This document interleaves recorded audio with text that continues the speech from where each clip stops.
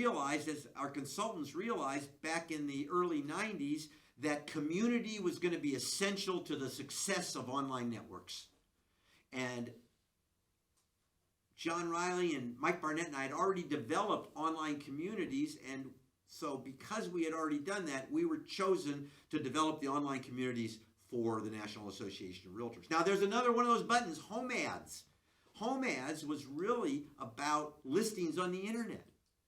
And so when Richard Jansen showed us the kiosks in San Diego, and then he introduced us to the web and what was happening, we had this idea that maybe the listing should be displayed on the World Wide Web. And so the first listing program was called the National Electronic Advertising Program. I named it because there wasn't any name for advertising on the internet at the time. And I wanted to make sure people understood it was advertising and it wasn't public access to the multiple listing service that we were just talking about advertising. So we called it National Electronic Advertising Program, later reduced to RPA. That's Real Property Ads. And so the Real Property Ads were Realtor.com. Now, Realtor.com was owned by the National Association of Realtors at the time. So remember, the Realtors Information Network, funded by the National Association of Realtors, it had two distinct sections. It had this proprietary network, the RIN Network Desktop, and then it had ads on the internet, Realtor.com. Now, an interesting story about Realtor.com, we all know that the National Association of Realtors is very careful about protecting its trademark, about protecting the term realtor. Nobody thought you could use the term realtor in a web address at the time. We're sitting in a meeting one day, and we were talking about what should we name this new website that's going to have all these listings on it. And Walt Pakowski said, let's name it Realtor.com. Somebody said, we can't call it Realtor.com because that would violate NAR's provision in using the realtor term. Walt said, let's call Lori Janik, who was the general counsel of the National Association of Realtors at the time. Called Lori. Lori said, yeah, you can use it. And so that became the name of the website where all the listings were going to go. And again, that was owned by the National Association of Realtors. Realtor.com was wholly owned by RIN, and RIN was wholly owned by the National Association of Realtors. And that's the start at why every realtor should be advertising on the internet. No, nobody was advertising on the internet. But we had to convince people.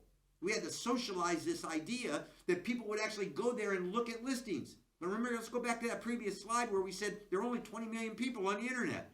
We weren't convinced that people were going to be able to find it unless we put it all in one place. Now, around 1995, Bill Gates released this book called The Road Ahead. We were all waiting for this book to be published. The Road Ahead, 1995, because we were building this for realtors, and then Bill put this book out, and here's what it said. This is critical. Bill Gates said in 1995, if you put your house on the market, you'll be able to describe it fully, 1995, fully, and include photographs, video, floor plans, tax records, utility and repair bills, that's connecting databases, 1995, and even a little mood music. The chances that a potential buyer for your house will see your ad are improved because the information highway, that's what we call the World Wide Web, the information highway will make it easy for anyone to look it up. This is Bill Gates in his book in 1995. He then goes on to say, the whole system of real estate agencies and commissions may be changed by the principals, that's the buyer and the seller, having direct access to so much information. Run ahead to platforms and today, and what's the purpose of a platform today? To bring the people together, bring the producer and the consumer together. So he says the whole system in 1995, the whole system of real estate agencies and commissions may be changed by the principals having direct access to so much information. Well, I admired Bill Gates. I thought the guy was amazingly brilliant, and when he said this, it kind of scared me for the real estate industry. He went on to say, at first, online classifieds won't be very attractive because not many people will be using them. Remember, there's only 20 million people. But then word of mouth by a few satisfied customers will entice more and more users to the service. There will be a positive feedback loop created as more sellers attract more buyers and vice versa. Positive feedback loop. When a critical mass is achieved, which may only be a year or two after the service's first offer. Now, it took a lot more than a year or two. He missed the timing on that, but he wasn't far off.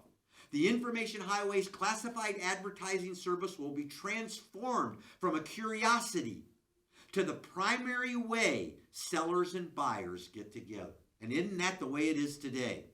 When a critical mass is achieved, which might only be a year or two after the service's first offer, the Information Highways classified advertising service, that's Realtor.com, Zillow, Troya, today that's what we say, will be transformed from a curiosity to the primary way sellers and buyers get together, and that's exactly